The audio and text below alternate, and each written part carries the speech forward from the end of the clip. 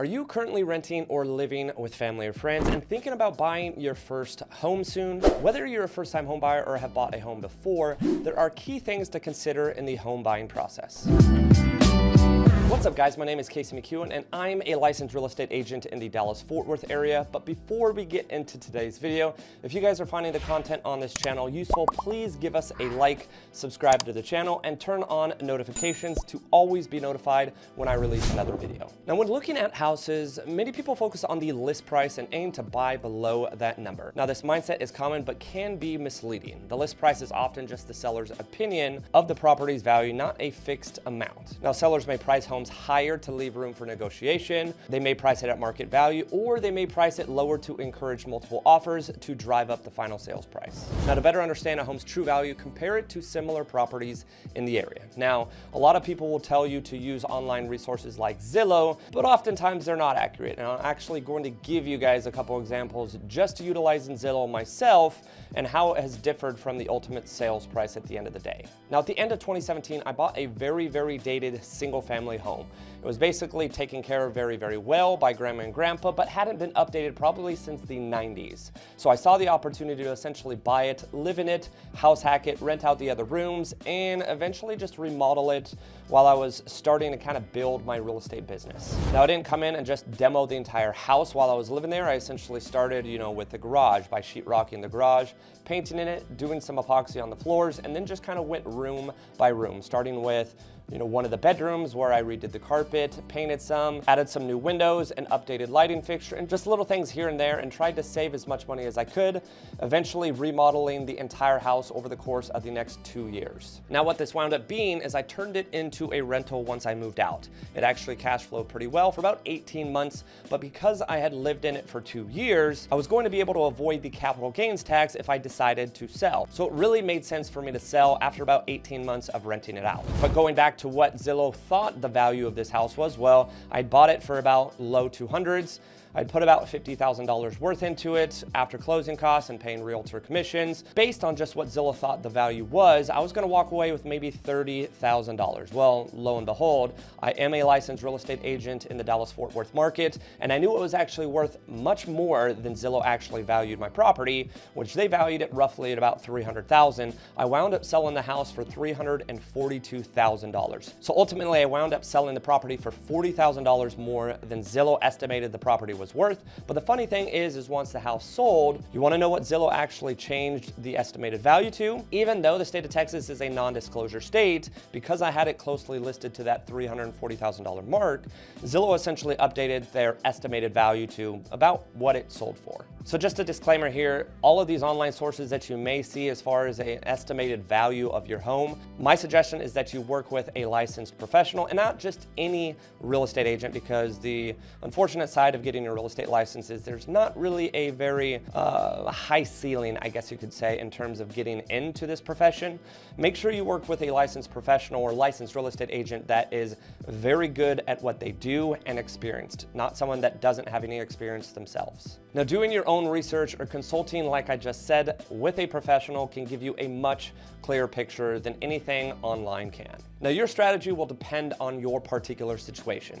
If you need to move quickly, you might not have time to negotiate for the best deal, but if you can take your time, try to aim to find a property valued at or below market value. Be prepared to negotiate and know that it may take multiple attempts to find the right home, the right price. Now, once again, as I just said, everyone's situation is going to be different. If you're in a position where you absolutely love a house and it's going to be your forever house, or at least a house that you're going to probably live in for a decade or two, and you run into a situation where, hey, there's also other families that love this house too. At the end of the day, I tell my clients, offer what you would like to offer. I can educate you on as far as what it sold for in the past. I can educate you as far as what I believe the true value is, and I can educate you in terms of what I would offer in your particular situation. But it's truly going to be up to my client as far as what offer they present. If it winds up being the offer and they get the house, then they're completely happy. And on the flip side of things, if they don't wind up getting the house, they submitted their best offer that they possibly can, and we just move on to the next one, knowing that it just wasn't the house for them. But also on the other side of the spectrum, if you've got some time, if you've got some wiggle room to negotiate, and you maybe want to play a little bit more hardball with individual sellers with their homes on the market, maybe try to attack those homes that have been sitting for a while, maybe submit a pretty low offer. I'll give you an example just on my listing in itself. Now, this is actually going to be kind of a knock on myself as the individual listing agent for this property, but I'll give you the full picture here. Now, this particular condo that I listed in October of 2023, it sat on the market for forever. Now, we did some work to it. It was actually inherited from the family member that's no longer essentially going to be able to have access to the property. And that particular family member just needed to get the property sold. They didn't need to profit a lot, but they knew that putting in a little bit of work to the property would help it sell faster. So they actually put some work into the property. But the issue with this condo, even after the work that they did, was the condo really wasn't a high floor condo. It was also right next to the amenity center, and people kind of found an issue potentially with noise being right next to those amenities. So it continued to sit.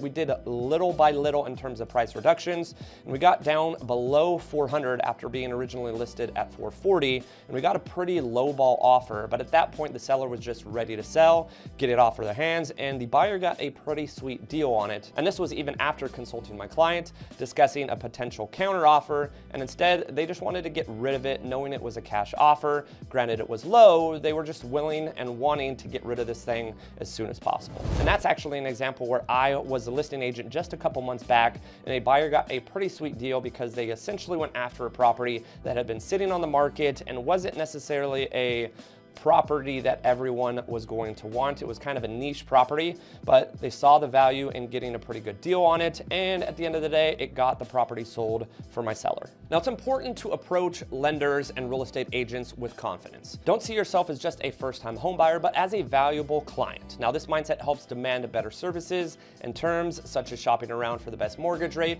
And remember, you are making a significant financial decision, and professionals are there to work for you. And I'm not going to just sit here and pitch myself, but I am very well connected in the real estate industry. If you do need a real estate professional or a lender, I know agents and lenders across the country. Obviously, if you're in the Dallas-Fort Worth area, I would love to be able to help you. I've actually helped well over 300 people, regardless if they're first-time home buyers, investors, sellers, buyers, whatever it may be. I have helped hundreds of people buy, sell, or invest in real estate. And I can tell you, having someone such as myself, being a licensed real estate agent, that's not just recently licensed 30 days ago, but someone that's been doing this for 8 years and is well connected, not just across the country with other real estate agents and lenders, but I also have great contacts locally here for my clients to use, such as individuals that may be doing any kind of remodeling, maybe an inspector, an insurance broker, so on and so forth. And just surrounding yourself with great people in this profession can set yourself up so much better than just working with a brand new real estate agent.